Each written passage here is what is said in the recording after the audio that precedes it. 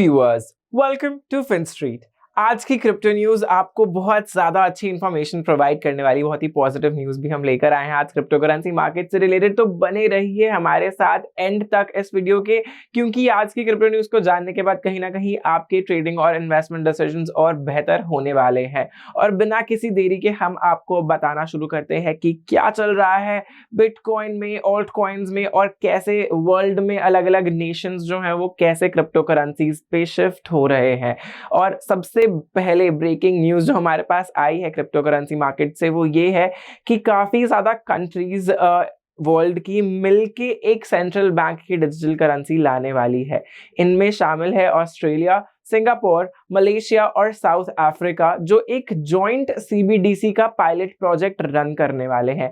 ये joint initiative का prototype share किया था डीएलटी प्लेटफॉर्म्स पे, और ये ही जो प्रोटोटाइप है वो एनेबल करेगा इंस्टीट्यूशंस को, इन सब इंस्टीट्यूशंस को, कि वो क्रॉस बॉर्डर ट्रांजैक्शंस जो हैं वो सेटल कर पाएं उसी सेंट्रल बैंक की इशू की गई डिजिटल करेंसी के द्वारा। और इस प्रोजेक्ट को नाम दिया गया है डनबार। और इसी इनिशिएटिव में वो जो प्रोटोटाइप शेयर किया था वहां पे इन सब कंट्रीज के, यानी कि ऑस्ट्रेलिया, सिंगापुर, मलेशिया और साउथ अफ्रीका की कंट्रीज के सेंट्रल बैंक्स डायरेक्टली ट्रांसफर कर पाएंगे पेमेंट्स डिजिटल करेंसीज में। और ये मल्टीपल सेंट्रल बैंक्स एक दूसरे के साथ काम कर पाएंगे और डायरेक्टली ट्रांजैक्ट कर पाएंगे डिजिटल करेंसीज में, जो यही इशू करने वाले हैं। और इससे एलिमिनेट हो जाएंगे इंटरमीडिएरीज, जो करंटली काफी इंटरमीडिएरीज को यूज करते हुए पेमेंट्स क्रॉस बॉर्डर में ट्रांसफर की जाती हैं। और टाइम सबसे ज्यादा बचेगा यहाँ पे, क्योंकि आपको पता है क्रिप्टो करेंसी कितनी फास्ट पेस पे ट्रांजैक्शंस कर लेती हैं, और कॉस्ट ऑफ ट्रांजैक्शंस भी बच जाएगी काफी इन चारों कंट्रीज के लिए। और इस प्रोजेक्ट को जैसे इन्होंने डनबार जो है वो नाम दिया है, और ऐसे ही आने वाले टाइम में इसका पायलट प्रोजेक्ट शुरू हो जाएगा इन चारों कंट्रीज का मिलके। और यहाँ पे इन चारों कंट्रीज के जो सेंट्रल बैंक्स हैं वो फिर ट्रांजैक्शंस फ्रीली कर पाएंगे। इसके बाद हम बिटकॉइन की न्यूज पे आते हैं कि कैसे दिसंबर 2017 से लेके कॉइनबेस ने ये बताया कि दिसंबर 2017 से लेके अब तक बिटकॉइन के रिजर्व्स सबसे कम हो गए हैं कॉइनबेस के अकाउंट्स में।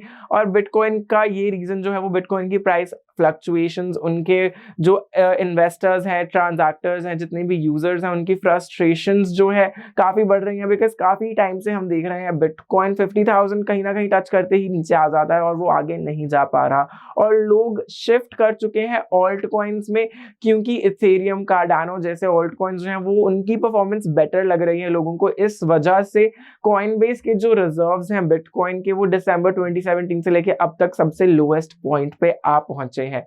और बिटकॉइन अभी हाल ही में अगर उसके प्राइस की हम डिस्कशन करें तो लास्ट फ्राइडे से लेके अब तक, वेडनेसडे तक, यानी कि पिछले 5-6 दिनों के अंदर अंदर उनका लोएस्ट पॉइंट आया बिटकॉइन का, और कल वो $46,530 पे जा पहुंचा। और जहां बिटकॉइन का डेटा हमें बताता है कि वो लो चल रहा है, वहीं 50,000 की इसकी रीच जो है वो दूर होती जा रही है। और चाहे बिटकॉइन और बीटीसी हमारा जो थोड़ा लो चल रहा है, पर अभी भी लोग सिर्फ एक ही चीज कह रहे हैं, तुझसे नाराज नहीं बेटी से हैरान हूँ मैं, हो हैरान हूँ मैं। तो अब लोग तो ये कह रहे हैं, लेकिन बिटकॉइन आगे बढ़ेगा नहीं बढ़ेगा ये तो हमें वक्त ही बताने वाला है। लेकिन अब हम आते हैं ऑल्ट कॉइन इथेरियम पे, कि कैसे अगेंस्ट बिटकॉइन इसका बूस्ट काफी ज्यादा रहा पिछले कुछ दिनों में। और काफी, जैसे हम पुरानी वीडियोस में भी आपको बताते रहे हैं, कि इथेरियम यूएसडी का जो करंट पेयर है वो $3,500 से क्रॉस कर चुका है ओवरनाइट। और ये अपने 3 मंथ्स के ऑल टाइम हाई पे चल रहा है अगेंस्ट यूएसडी एंड अपने बीटीसी के कॉम्बिनेशन के साथ। और क्रिप्टो करेंसी मार्केट में इसकी डोमिनेंस जो है, कैपिटलाइजेशन 20.4% से इंक्रीज हो चुकी है। और यही जहां Ethereum time to time, day to day increase होता जा रहा है, और इथेरियम के होल्डर्स भी अब एक ही चीज सोच रहे हैं। ETH ने सोचा ही नहीं वॉलेट संभालने होंगे। तो जहां इथेरियम जो है वो 3500 यूएस डॉलर्स के ऊपर जा चुका है और अभी भी काफी एक्सचेंजेस में उसकी वॉल्यूम बढ़ती जा रही है। ब्लॉकचेन एनालिटिक्स फर्म क्रिप्टोक्वांट की अगर हम बात करें, जो ब्लॉकचेन एनालिटिक्स फर्म है, उन्होंने बताया कि काफी अमाउंट ऑफ इथेरियम जो वॉलेट्स में होल्ड किए हुए हैं वो डिक्रीज हो रहे हैं विद एवरी इंक्रीजिंग डेज। जहां हम 18 अगस्त में उन्होंने रिपोर्ट किया था कि 19.45 million US dollars worth of Ethereum थे एक्सचेंज वॉलेट्स में, वही कल के दिन 18.75 मिलियन यूएस डॉलर्स तक डिक्लाइन हो चुके हैं। लेकिन एनालिस्ट इसे परसीव करते हैं कि चाहे उनके रिजर्व्स फॉल हो रहे हैं लेकिन अभी भी इथेरियम का ट्रेंड जो है वो बुलिश रहेगा। ये उन्होंने आर्ग्यूमेंट प्रोवाइड की प्राइमरीली बिकॉज चाहे वो इथेरियम विड्रॉ कर रहे हैं एक्सचेंजेस से, लेकिन वो उन्हें फिर भी अपने वॉलेट्स में स्टोर कर रहे हैं ताकि वो उस एसेट को ना बेचते हुए, क्योंकि उन्हें लगता है कि आने वाले टाइम में जो इथेरियम का प्राइस है वो इंक्रीज होगा।